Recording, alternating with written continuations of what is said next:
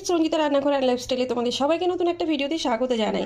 তো ফ্রেন্ডস, চলে এলাম আজকে আবারও একটা নতুন রেসিপির সঙ্গে নিয়ে। তো আজকে যে রেসিপিটা দেখাবো সেটা তোমরা দেখেই বুঝতে পারছো আমার এই সবজি দেখে। তো হ্যাঁ, আজকে আমি যেটা দেখাবো সেটা হলো শুক্তো। তো শুক্তো কিন্তু প্রত্যেকটা বাঙালিদের কাছে খুবই প্রিয় একটা রেসিপি। আর আমি যেভাবে দেখাবো সেটা তোমাদের একেবারেই অন্যরকমভাবে। তো তোমরা নিশ্চয়ই অন্ন মহোৎসবে এই প্রসাদটা খেয়েছো, শুক্তোটা খেয়েছো। তো এত কেন টেস্টি হয় তো সেটাই তোমাদের আজকে আমি দেখাবো।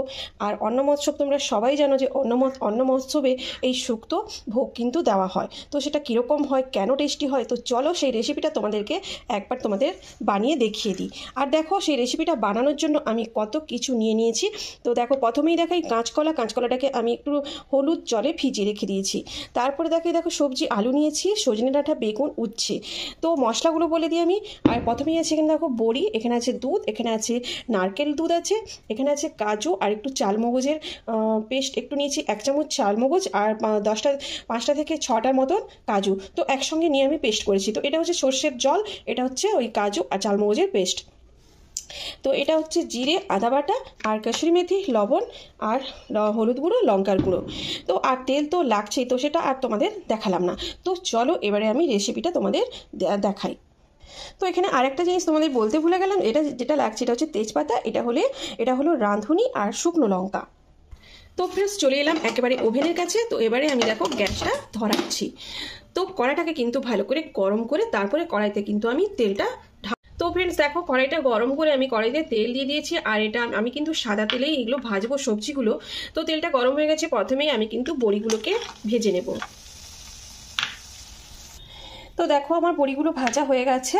তো এবারে আমি একে একে সবজিগুলো কিন্তু ভেজে নেব তেলে। তো প্রথমে আমি আলুগুলোকে ভেজে নিচ্ছি। তো সমস্ত সবজি কিন্তু আমি ধুয়ে তারপরে আমি আলাদা তুলে রেখেছি।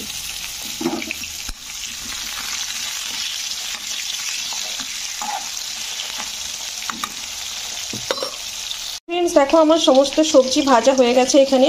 তো সবার শেষে যেটা ভাজছি তো সেটা হলো উচ্ছে। তো উচ্ছেটা কিন্তু সবার লাস্টেই ভাজা হবে। তো উচ্ছেটা আমার ভাজা হয়ে গেছে। আর যে বাকি তেলটা আছে তার মধ্যে একটু আমি সরষের তেল অ্যাড করব।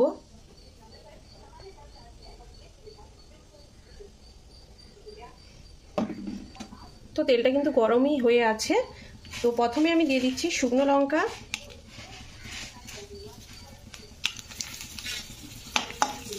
তো শুকনো লঙ্কাটাকে একটু নাড়তে হবে। তারপরে দিয়ে দিলাম তেজপাতা,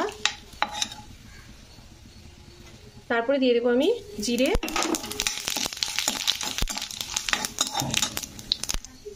তো জিরেটা দেখো ভাজা হয়ে গেছে। তো এরপরে আমি আদা দেবো। তো আদাটা দেওয়ার আগে সামান্য একটু আমি হলুদ দিয়ে দিলাম, যাতে আদাটা দিলে আর কড়ার এদিক ওদিক ছিটবে না।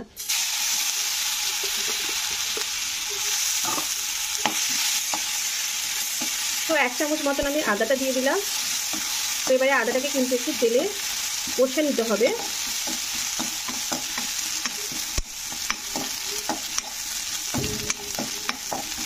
তো আদার যে গন্ধটা থাকে সেটাকে কিন্তু কাটাতে হবে। তো আদার গন্ধ কিন্তু কেটে গেছে। তো এবারে আমি এতে দিয়ে দেবো শুকনো গুঁড়ো লঙ্কা দিয়েছি 1 চামচ। তো দিয়ে সামান্য একটু আমি জল দিয়ে দেবো।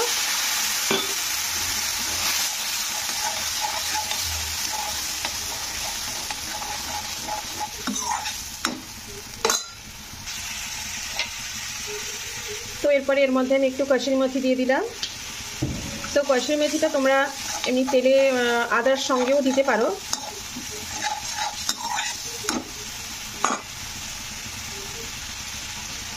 তো এরপরে দেখো যে চালমগজ আর কাজুটা বেটে রেখেছিলাম আমি এর মধ্যে দিয়ে দেব। তো দিয়ে এটাকে একটু আমি নাড়বো।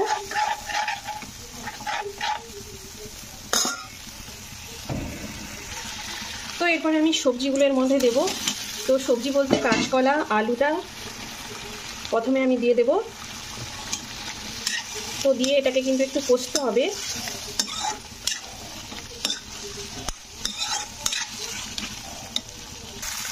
তো দেখো এটাকে কষে নিয়েছি, মিনিমাম 1 থেকে 2 মিনিট কষতে হবে। তারপরে আমি দিয়ে দিচ্ছি পরিমাণ মতন জল। তো সবজিগুলোকে তো সেদ্ধ করতে হবে। তো জলটা দিয়ে দিলাম আমি। তো এবারে আমি সবজিগুলোকে সেদ্ধ করব। তো এর মধ্যে আমি সজনে ডাঁটাগুলোকে দিয়ে দিলাম। তো দিয়ে এবার এটাকে আমি ঢাকিয়ে দেবো। তো ফ্রেন্ডস ঢাকাটা খুলে তো আমি লবণটা অ্যাড করলাম স্বাদ অনুযায়ী।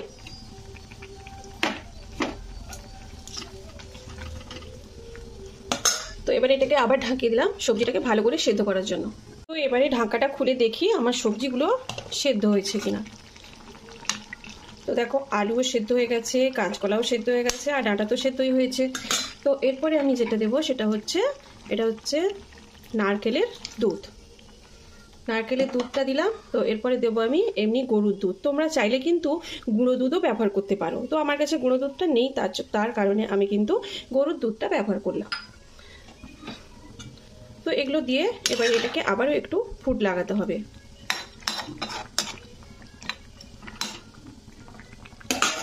দেখো এটা ফুটে গেছে। তো এবারে আমি সর্ষের জলটা দিয়ে দেব।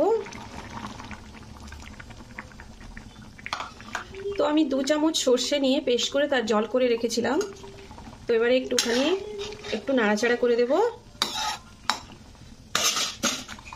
তো এরপরে আমি দেখো বেগুন আর উচ্ছেটা দিয়ে দিলাম।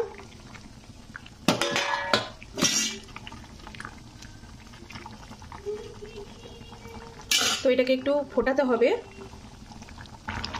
তো এটা ফুটে গেছে। তো এবারে আমি বড়িটা দিয়ে দেবো উপর থেকে।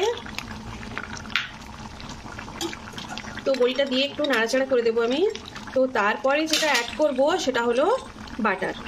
তো বাটার পরিবর্তে তোমরা ঘিও অ্যাড করতে পারো। তো আমি ঘিটাও 1 চামচ দেবো। তো এবারে আমি ওভেনটা একটুখানি মিডিয়ামে রাখছি। তো 1 চামচ ঘি দিলাম। স্বাদের জন্য দিয়ে দিলাম সামান্য একটু চিনি। তো ফ্রেন্ডস লাস্টে যে মশলাটা অ্যাড করব, এই মশলাটা দিলে কিন্তু শুক্তোর টেস্ট বা সেন্ট দ্বিগুণ বাড়িয়ে দেয়। তো সেটা হলো রাঁধুনি। তো রাঁধুনিটাকে ভেজে আমি কিন্তু গুঁড়ো করে নিয়েছি। তো এটা আমি ওপর থেকে এটাকে দিয়ে দিলাম। তো দিয়ে এবারে আমি ওভেনটা অফ করে দিয়ে এটাকে ঢাকিয়ে দিলাম যাতে এর গন্ধটা বাইরে যেতে না পারে। তো কিছুক্ষণ পরে আমি ঢাকাটা খুলে তোমাদের ফাইনালে দেখিয়ে দিচ্ছি। তো তার আগে ফ্রেন্ডস আমার রেসিপিটা যদি তোমাদের ভালো লেগে থাকে অবশ্যই কিন্তু একটা লাইক করো, শেয়ার করো, আর অবশ্যই কিন্তু কমেন্ট করবে, আর সঙ্গে সাবস্ক্রাইব করতে একদম ভুলবে না। তো চলো আমি ফাইনাল লুকটা দেখিয়ে তারপরে তোমাদের আমি। তো ফ্রেন্ডস দেখো আমি একটা জায়গার মধ্যে শুক্তোটাকে ঢেলেছি, আর শুক্তোর কালারটা কিন্তু খুবই সুন্দর হয়েছে। হয়তো ক্যামেরায় হয়তো তোমরা অন্যরকম ভাববে, কিন্তু অরিজিনাল কালারটা এত সুন্দর হয়ে এসছে। তো যাই হোক, শুক্তোটা কিন্তু যেরকম সেন্ট বা যেরকম দেখতে হয়েছে, তো তোমাদেরকে আমি হয়তো খাওয়াতে পারছি না। তোমরা যদি এইভাবে একবার ট্রাই করো তবেই কিন্তু তোমরা জানতে পারবে বা বুঝতে পারবে যে এই পদ্ধতিতে রান্না করলে কতটা টেস্ট হয়। তো যাই হোক ফ্রেন্ডস, আজকের মতন ভিডিওটা শেষ করছি। চলে আসবো আবারও এরকম সুন্দর সুন্দর রেসিপি নিয়ে। ততক্ষণে তোমরা সবাই ভালো থাকো, সুস্থ থাকো। Bye bye.